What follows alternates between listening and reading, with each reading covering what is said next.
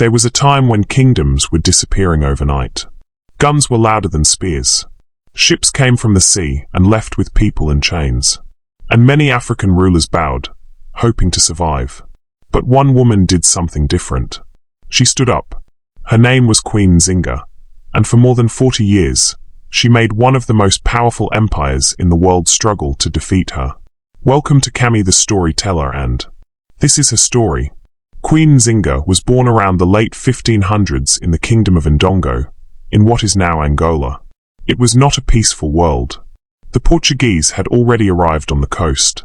What began as trade quickly turned into something darker. They wanted land. They wanted control. Most of all, they wanted people, enslaved people. Ndongo stood in their way. Nzinga grew up watching villages attacked, leaders pressured, and treaties broken. From a young age, she understood something important. This fight was not just about power. It was about survival. Unlike many girls of her time, Nzinga was educated. She learned politics, diplomacy, languages, and warfare. She listened more than she spoke. And when she spoke, people paid attention. She was being prepared, even if no one said it out loud. Nzinga's brother became king during a very difficult time. The Portuguese were advancing inland, building forts, and demanding slaves as payment. Ndongo was under pressure. Negotiations were arranged with the Portuguese governor. Nzinga was chosen to represent the kingdom. When she arrived, the meeting was designed to humiliate her. The governor sat on a chair. Nzinga was offered none. It was a message: you are beneath us. Nzinga did not complain. She did not protest.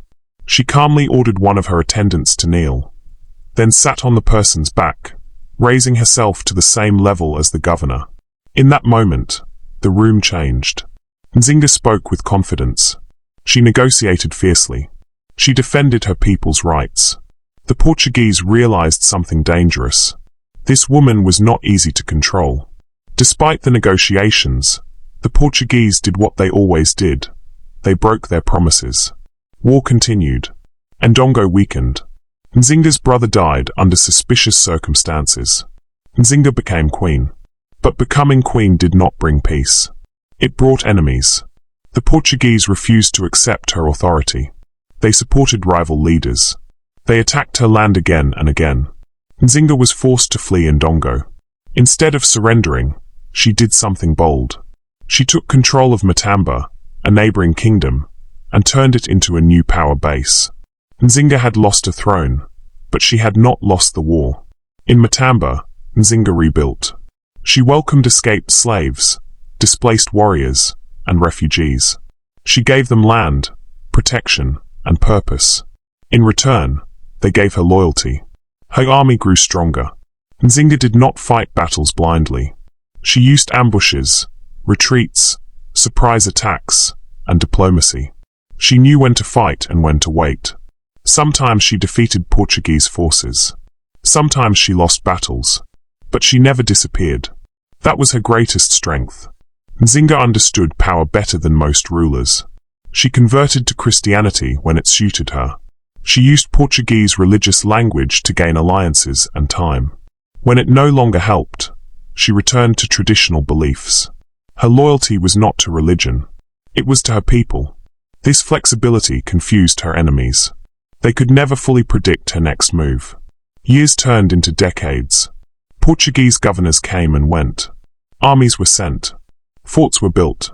Nzinga was attacked, hunted, and cornered. Still, she survived. She ruled into her old age, commanding respect even from her enemies.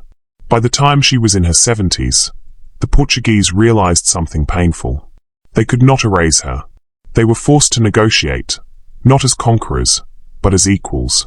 Queen Nzinga ruled until her death in her 80s, an extraordinary age for her time. When she died, she left behind stable kingdoms, weakened Portuguese control, and a legacy of resistance. She proved that leadership is not about gender, that power is not always loud, and that one determined ruler can delay an empire. Queen Nzinga is not remembered because she never lost a battle. She is remembered because she never gave up. In a world designed to break her, she adapted. In a system built to erase her, she endured. And that is why, centuries later, her name is still spoken. Not as a victim, not as a footnote, but as a queen who refused to bow. Thank you for listening to Cammy the Storyteller. If you enjoyed the story of the African queen who refused to bow, don't forget to like and subscribe for more interesting stories.